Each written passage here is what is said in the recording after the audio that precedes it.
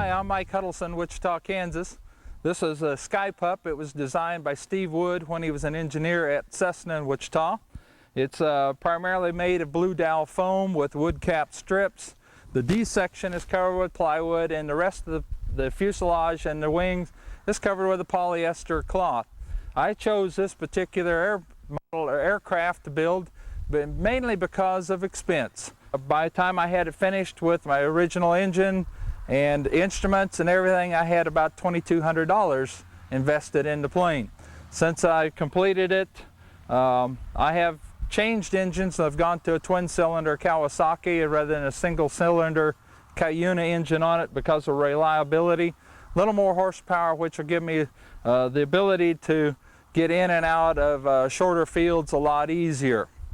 This particular aircraft, since it does not have ailerons, has rudder elevator control only, but because of the dihedral in the wings, it's quite easy to fly. You just use the rudders to initiate a turn, rudders to stabilize the turn and come out, much like you do with a conventional aircraft, for instance, and very stable aircraft to fly.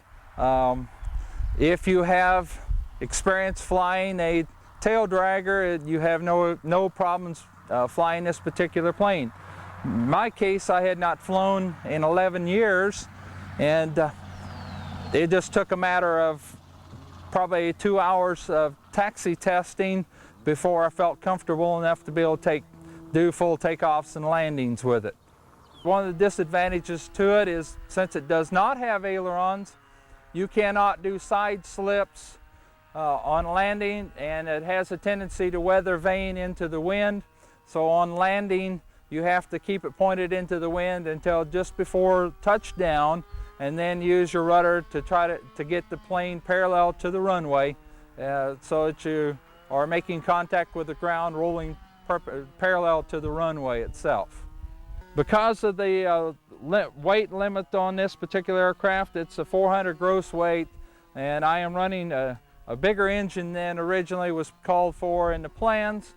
I am using a 7-quart fuel tank, which will run me about 54 minutes, and that gives me a range of about 40 to 42 miles before I'd be totally out of fuel, depending on how much headwind. If that would be in a zero wind condition. This plane will cruise at about 40 to 45 miles per hour, and landing speed in a wind of about 6 or 7 miles an hour is somewhere around 24 to 25 miles per hour.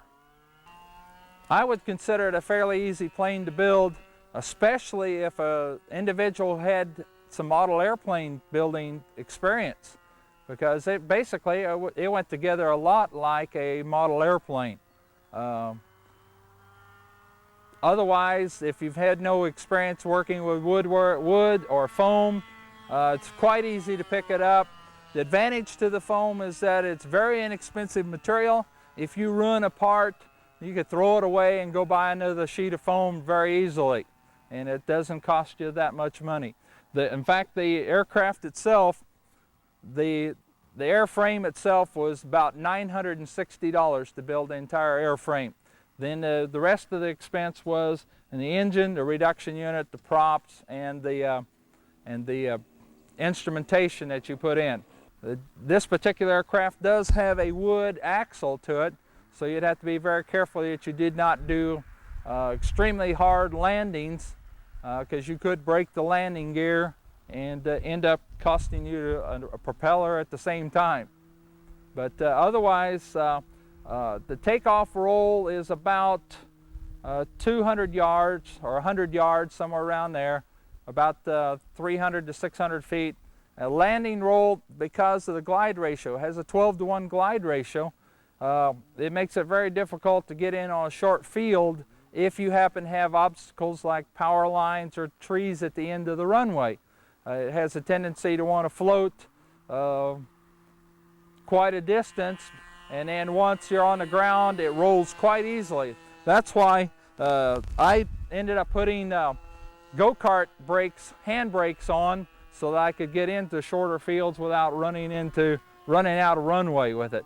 Also, the hand brakes on it makes it quite easy to taxi, and especially in a wind, because you can use a brake to help make turns, and you're not fighting the weather vaning that you get in a wind condition. The SkyPup, what I liked about it was the fact that you were enclosed.